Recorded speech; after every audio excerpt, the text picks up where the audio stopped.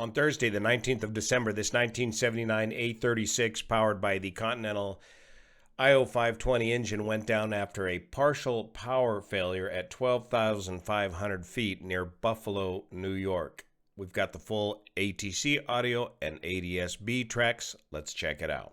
There was only one soul on board the airplane. He was fatally injured. The owner, operator, private pilot rated with an instrument rating. The plan was to fly from Lansing, Michigan to White Plains, New York, a distance of just under 500 nautical miles, when troubles occurred after crossing Lake Erie at 12,500 feet, and the pilot elected to attempt to divert to Buffalo, New York, but ended up crashing short of his divert destination. At the time and location of the accident, there was an airmet for icing between 12,000 and 14,000 feet. The aircraft was cruising at 12,500 feet. Here's the ADS-B data from ADS-B Exchange, where apparently the trouble began right here just west of Springville, and the pilot began a turn to the north to attempt to divert up to Buffalo. Let's pick up the ATC audio. Bonanza 36 Whiskey Papa, Buffalo approach. Buffalo approach, Bonanza 6 Whiskey Papa. Bonanza 36 Whiskey Papa, Buffalo approach, altimeter 3032. Understand you have an emergency landing Buffalo? Affirmative. 6 Whiskey Papa, Roger. I'm just going to maintain 4,000. What's the nature of emergency? I'm parsed very low power on the engine, so I want to stay high as long as I can. 6 Whiskey Papa, Roger. Descend at your discretion. So he's been cleared to descend. His discretion. 6 Whiskey Papa, how much fuel do you have remaining on board in time, and number of people on board in full?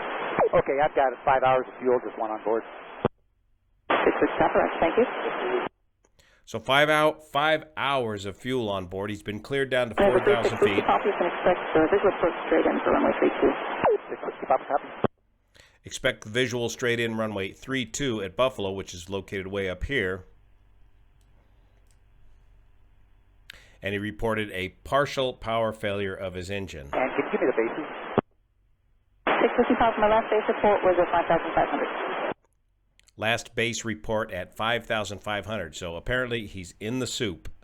I don't know why he's flying in icing conditions in an aircraft not certified for flying in icing conditions. The 6 Whiskey Papa, are you picking up any icing? Negative. Thank you. 6 Whiskey Papa, are you picking up any icing? To which he responds, negative. The 6 Whiskey Papa, is your engine I set? I don't, no, negative.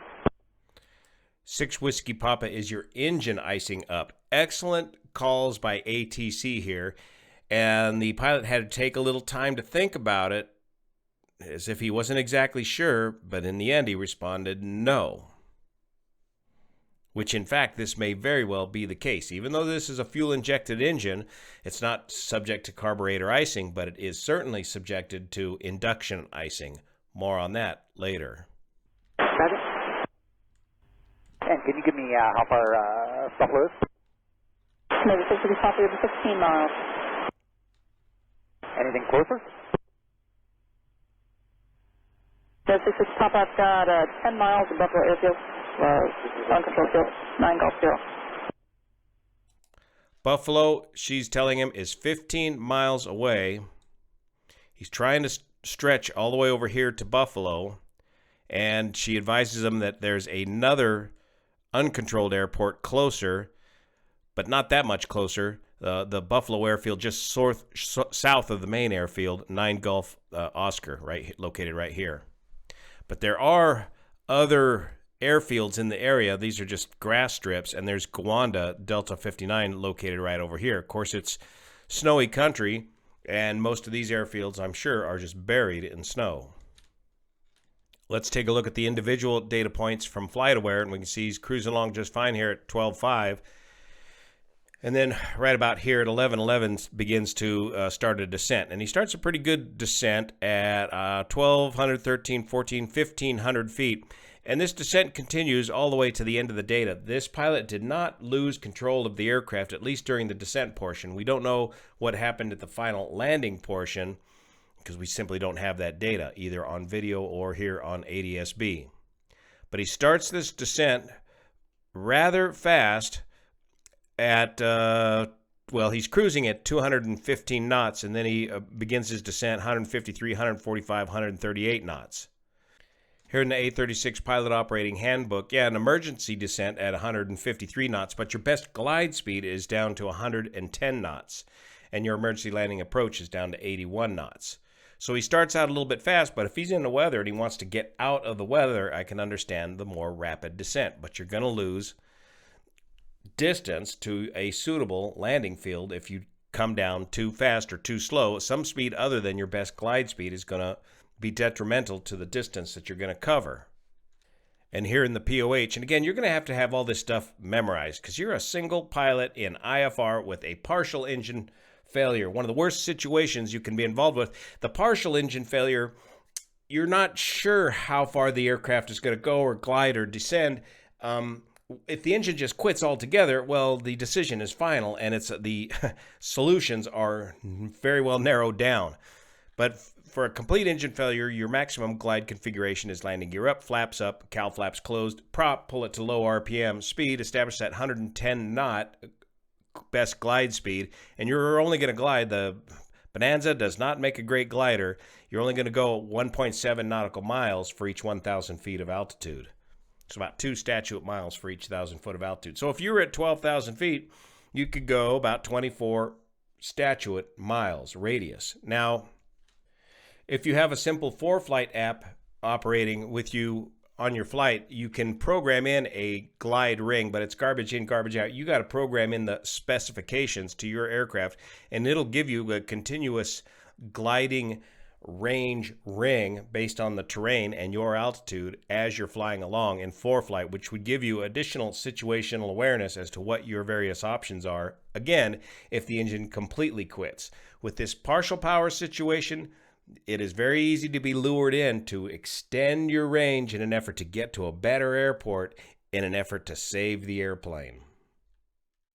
Again, looking at the flight aware data, it does look like he does slow the aircraft down to very close to his best glide speed, here right around 100 knots ground speed versus his indicated airspeed. We don't know what the winds aloft are at the time, and this is right around 9,000 feet, which yields about 1,100 foot per minute rate of descent.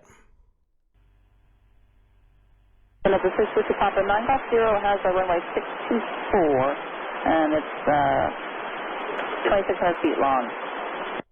Okay, and what are the vectors for that? Right now I'm making power, so I'm still going for Buffalo.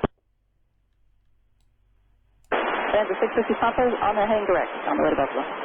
650 Papa, copy. So she's talking about this airfield, 9 Golf Oscar, which is right in line with the main airport here at Buffalo, just a few miles short. And the 650 Papa, you don't hold any altitude there above 2,600? Negative. I didn't quite catch that. Let's try it again. And the 650 Papa, you don't hold any altitude there above 2,600? Negative. And the 650 Papa is on the hang direct, on the way to Buffalo. 650 Papa, copy. I'm still not sure what she's saying. I think it's something, are you able to maintain altitude 2,600? And he says negative. But I'm not certain. So it's Precare 4738, information Yankee out of 15.5 for 11,000. Was trying to slow down as much as possible to give you some space with him. Precare 4738, Buffalo approach, altimeter 3032. Turn right heading 360, vector sequencing, just going to maintain 7,000. 360, 7,000, 4738. And how many miles are the 650 Papa for Buffalo now? 650 Papa, still 11 miles to Buffalo. The 9 Golf 0 is 7.1.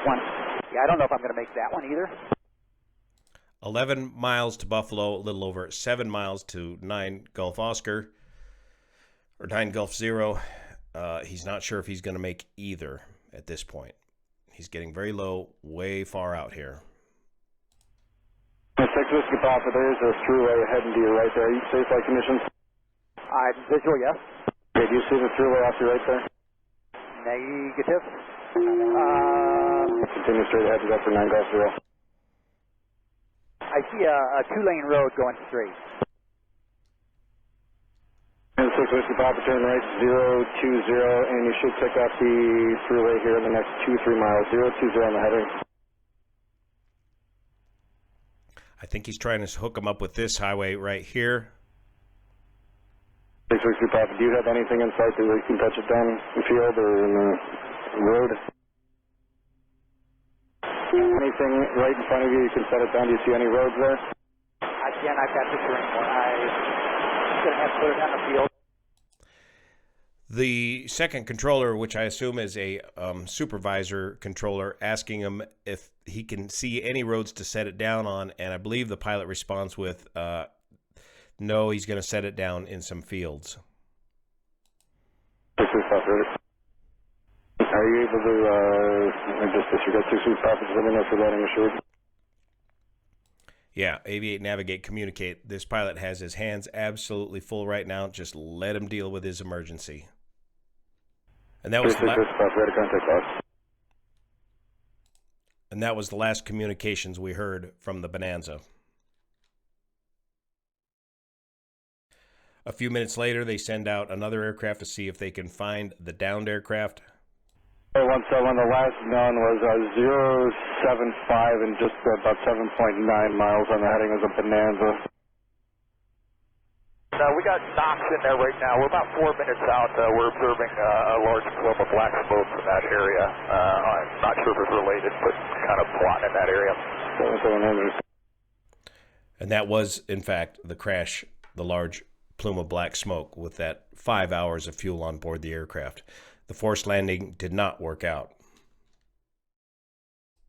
So it'll be up to NTSB investigators to try to determine why this engine partially failed on the Bonanza and then ultimately failed with still 5 hours of fuel on board, unless the fuel system was mismanaged. If the fuel system was mismanaged and it was a starvation problem, that engine would just quit quite suddenly. It wouldn't go through this period of rough running. So again, in the POH, and this again as a single pilot IFR, you're going to have these emergency procedures memorized. Rough running engines, mixture full rich, then lean as required. So adjust the mixture and see if you can get it to run better. Magnetos, check left, right, and both. Make sure the mags are operating properly. And this is very important. Alternate air T-handle, pull and release. The Bonanza is powered by the I-0520 engine. It does not have a carburetor. It is a fuel-injected engine. So it therefore does not get carburetor icing. Instead, it is subject to induction icing. And these conditions that he's operating in are potentially conducive towards induction icing. In other words, icing can splat up against the air filter and completely block the air filter. So you got to use your alternate air.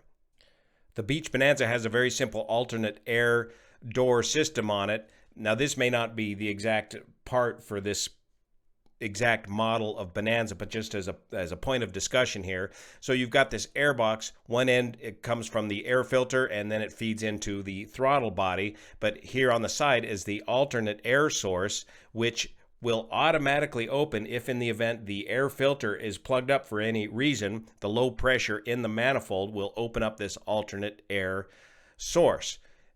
This alternate air source is located inside the cowling, just below the engine, so it's relatively warmer air, a little bit warmer air as well. But it's imperative that you pull and release the alternate air door knob in the cockpit to ensure that you move this lever and ensure that that alternate air door is opened up.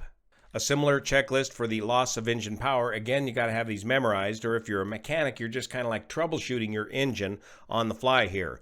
Fuel flow gauge check, mixture full rich, aux fuel pump on, lean is required, aux fuel pump off if the performance doesn't improve in a couple of moments, fuel quantity indicator, check for the fuel supply in the tank being used. More often than not, these situations where you have total engine failure is fuel mismanagement. And then again, alternate air T-handle, pull and release. So the ADSB data ended up ending somewhere near Highway 20 Alpha or Quaker Road and Transit Road. It looks like he was headed for these fields in this area here, but didn't make it for whatever reason, and we don't know. It could have been wires, it could have been any number of things down there. It was visual conditions once he broke out of the clouds at 4,000 feet or so, and it was still daytime, but of course the ground is all covered in snow. So partial power failure in the weather is one of the most daunting things you could have to deal with. A partial power failure, in my opinion, is going to be much more difficult to deal with than a complete engine failure, because you're not just quite sure how long that engine's going to last. And the temptation is so strong to attempt to stretch it to an airport in an effort to save the airplane, rather than just cut your losses and find a place within your gliding distance to set this thing down as soon as possible. Thank you so much for your support of this channel, especially the folks over on Patreon that make this content possible. I'll add a second add-on video going into much more detail about carburetor icing and induction icing and how these different problems are dealt with in these simple systems on these single-engine aircraft. Look for that. See you here.